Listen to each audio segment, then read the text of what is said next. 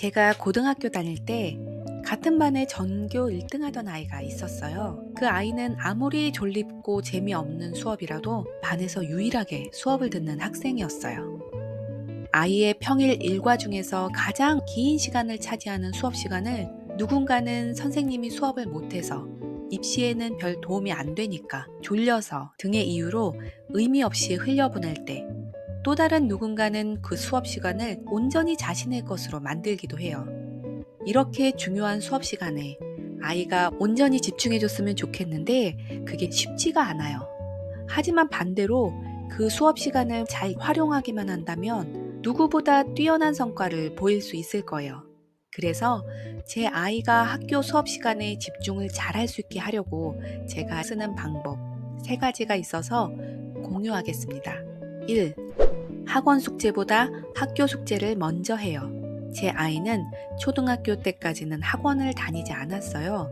그래서 집에서 계획표대로 공부를 했는데요. 그 공부들 중에 가장 먼저 해야 할 것이 학교 숙제와 예습이었어요.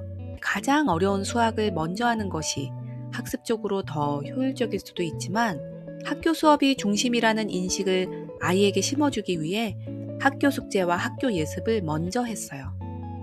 2. 수업 내용을 이해할 수 있어야 해요.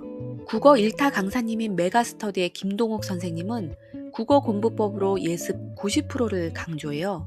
아이들이 수업에 집중하지 못하는 이유는 이미 너무 많은 것을 알아서가 아니라 수업 내용을 잘 이해하지 못하니 지루하기 때문이라고 해요. 이건 특히 중학교, 고등학교 가면 더 그럴 거예요. 제 아이는 초등학교 4학년이 되면서 사회와 과학 수업이 어렵다고 해서 학교 가기 전에 간단하게나마 예습을 시켰어요.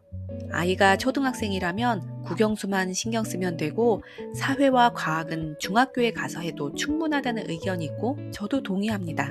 하지만 제가 초등학생 때부터 사회와 과학 예습을 시켰던 이유는 아이가 학교에서 멍 때리고 오는 시간을 만들고 싶지 않아서이고, 사회와 과학은 너무 어려워서 쳐다도 보기 싫다는 감정이 생기지 않았으면 해서예요.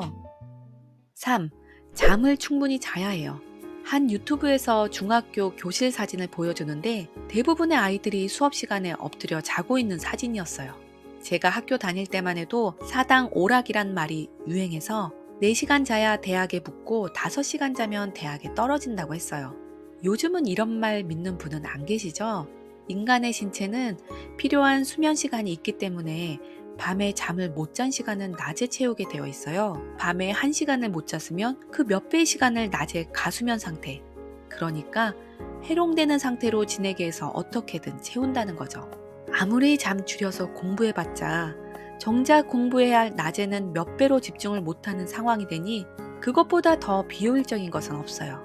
잠을 충분히 자서 학교에 갈 때에는 최고의 컨디션으로 갈 수 있도록 해야 해요. 제 딸이 어느 날 말했어요. 인생은 참 불공평하다고요. 같은 반에 교과서를 한 번만 봐도 내용을 모두 외우는 아이가 있다고요. 태어난 부모가 다르고 타고난 머리가 다른 건 공평하지 않을 수 있어요. 하지만 우리에게 그것보다 훨씬 더 중요한 것이 공평하게 주어졌습니다. 바로 시간입니다. 아이의 하루에서 절대적으로 많은 시간을 차지하는 학교에서의 수업은 반드시 잡아야 합니다.